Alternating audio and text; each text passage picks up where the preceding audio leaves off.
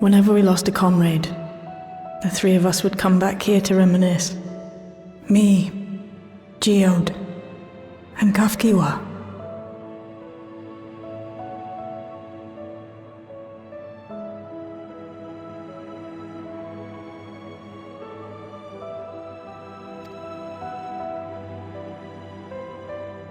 Will you raise a glass?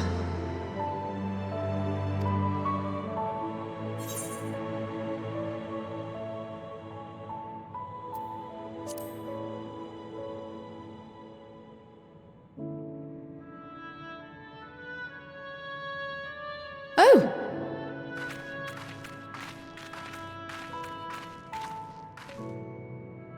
What are the two of you doing here? I had a feeling you'd show up.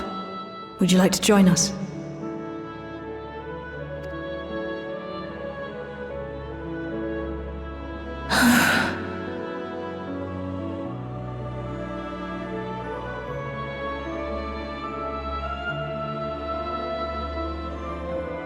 I suppose I could spare a moment.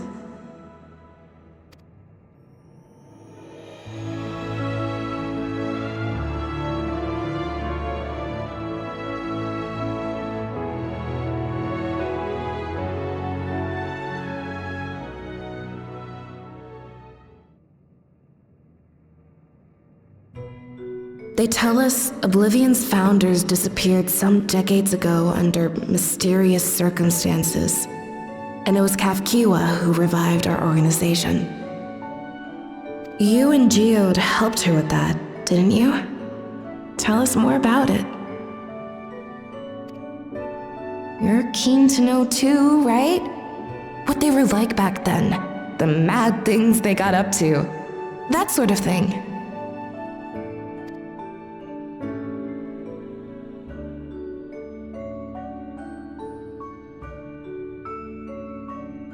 Those were the days.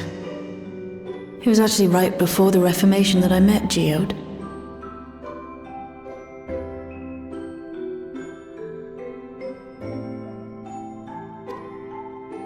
I still wore a regulator then. I had recently lost someone close to me.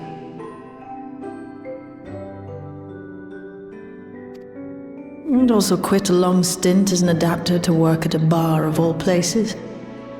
It paid me to sit with patrons and keep them company.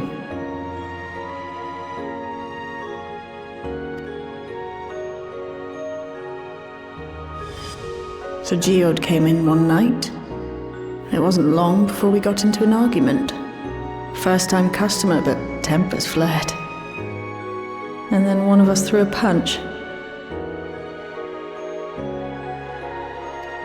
You got into a fist fight? What were you even arguing about?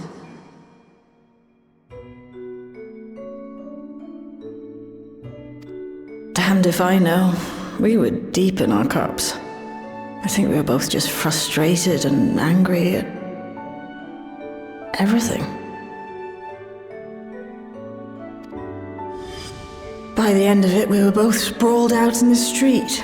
Pair of drunken fools. Then this odd machine stopped to lecture us, scolding us for obstructing the foot traffic and not taking better care of ourselves.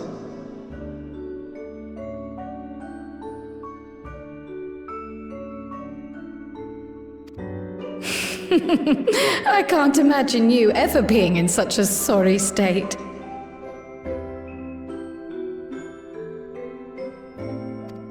The odd machine. That was Kafkiwa, I take it.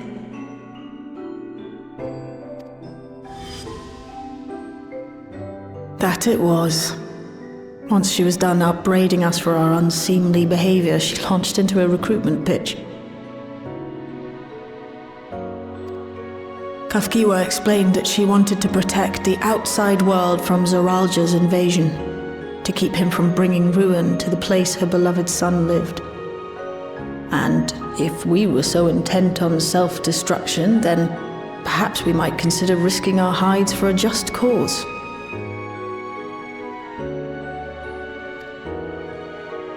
It was a lot to take in. I hadn't given much thought to what lay beyond the barrier, and learning that Kafkiwa herself was already dead was enough to make my head spin. But Geode and I were intrigued by her ideas, and wanted to see this future of hers come to pass.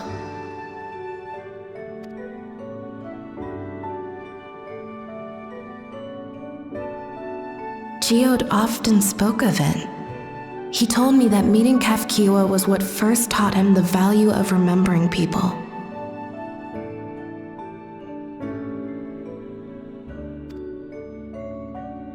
Like he was sharing a holy revelation. Oh, but back then you hadn't yet taken on Oblivion's name, had you? Is that so? I just assumed. It hadn't been Kafkiwa's intention to carry on Oblivion's legacy, nor adopt the cause your parents championed. Not initially, at least. She wasn't even aware such an organized resistance existed.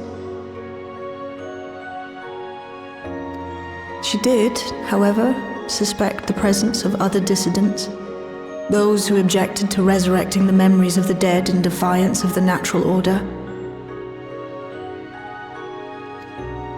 In the hopes of identifying like-minded comrades, we began searching the core system for traces of unauthorized access. And that's how we found it. An anomalous sector in the back of the Neon Stein. According to Melancholy, the door to that mystery had remained firmly shut since she took over the business. The back room. The back room. We forced our way in, only to discover that the hideout had long been abandoned. Although the occupants were gone, the equipment they'd left behind contained records of a group calling itself Oblivion. After reading through their exploits and their vision for the future, we made the decision to carry on their work.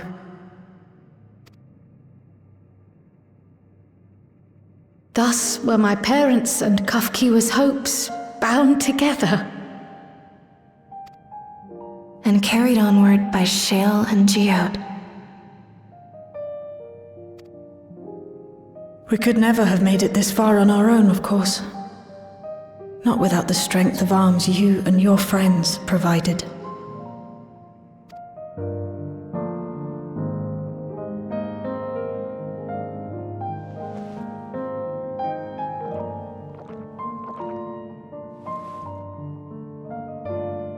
Losing comrades is a hard thing, but being here, thinking back on the moments we shared,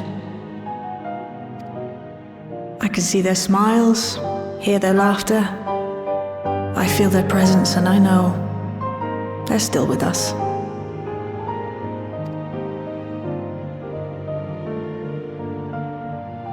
But these memories of mine are for me alone.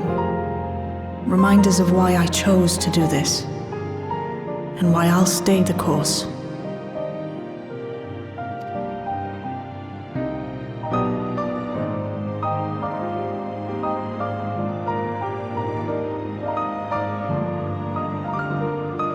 Right.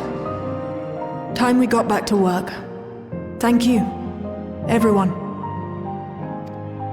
No, it's me who should be thanking you. Though the pain is still deep, I don't feel like I'm drowning in it anymore. Let's get out there and put a stop to Calyx. For you, for me, and for everyone who's ever believed in Oblivion.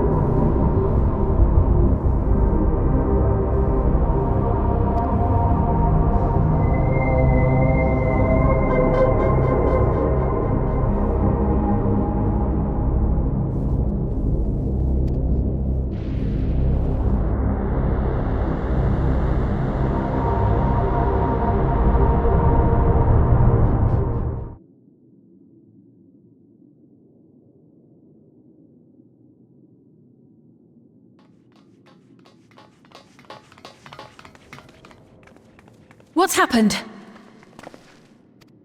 Sorry to drag you out here, but I thought it best you see for yourself.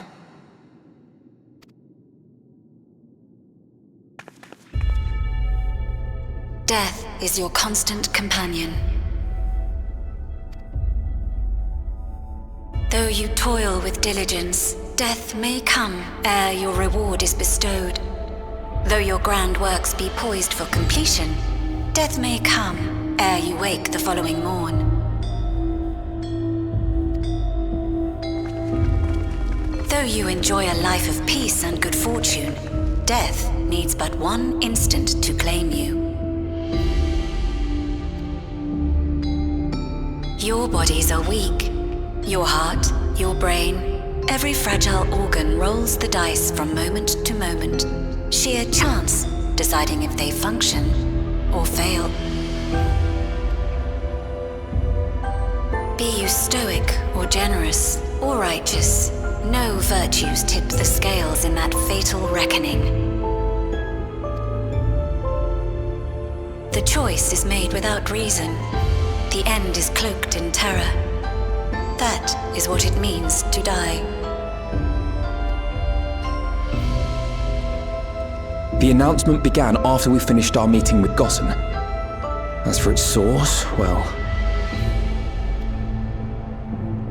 Alex.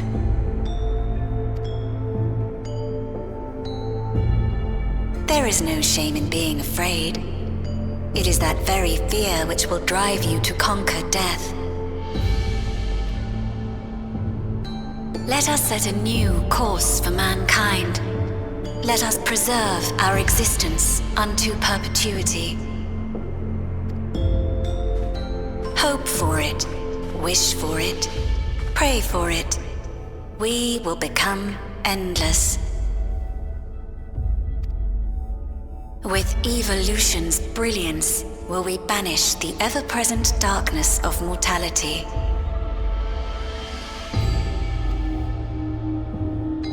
Change isn't easy. No one ever wants to take the first step. But this is the right path for us. What other way could there be? I'm gonna do it. I'm going to register.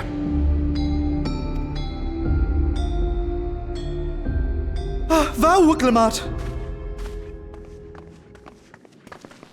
You couldn't have come at a better time. Please, you have to let us move to Tuliyolal. It's too dangerous to stay here. Who knows when the next century will turn on us? Even if we wanted to become endless, there are no more neo-regulators to be had. Fleeing is our only option.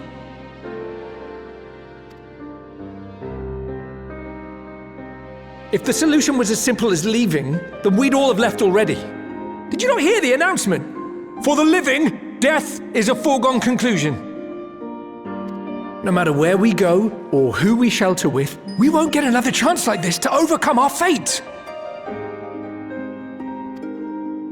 Easy for you to say when you have that regulator.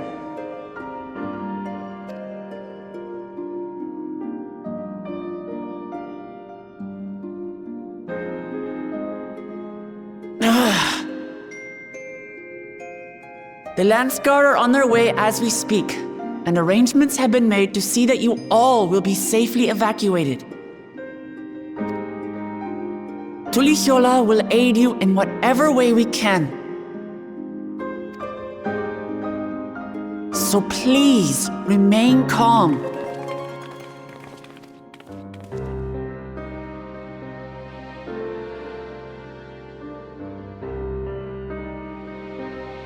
I want to help Alexandria.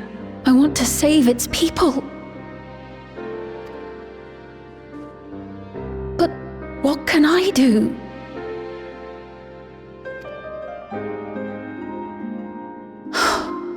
I am not their queen.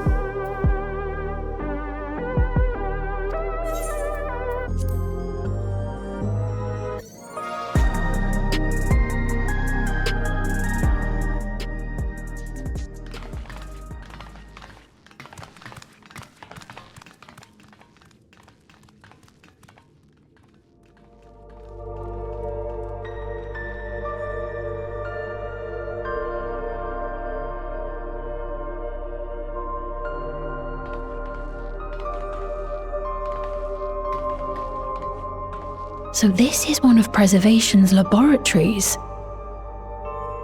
It's so dark I can barely see.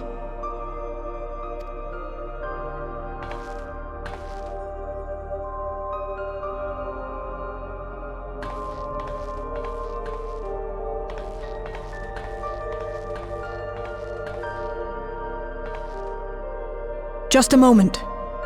If I can reroute the power to the circuit.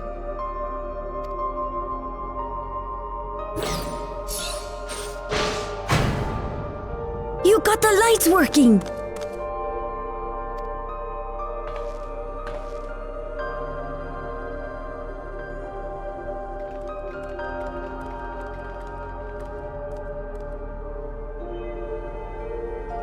Smell how stale the air is.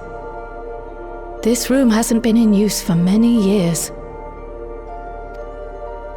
It was thanks to Kryl and Galulja that we managed to locate this place. You may remember that my earring contained the control code for the gate to the Golden City. As it was Preservation that constructed the portal, we reasoned that the code to operate it might include a signature of some sort, unique to their organization. So I took a closer look, and a line-by-line examination yielded a string of symbols identifying the code's author. We then began accessing the nodes for every door in Everkeep, seeking out control codes which contained those same symbols. After a grueling search, we finally discovered our prize behind door number 1860, the entrance to the facility in which we now stand. I'd probably still be at it if Galulja hadn't been around to assist me. I took breaks, but Shale never stopped working. Not even once.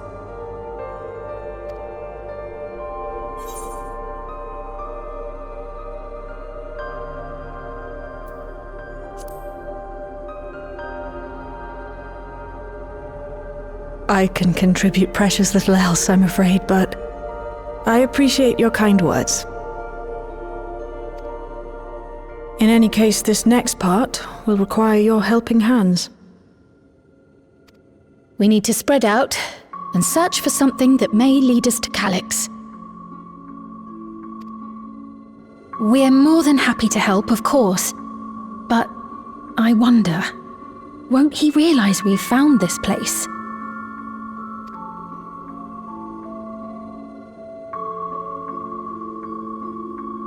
It's highly likely, and personally I hope he does.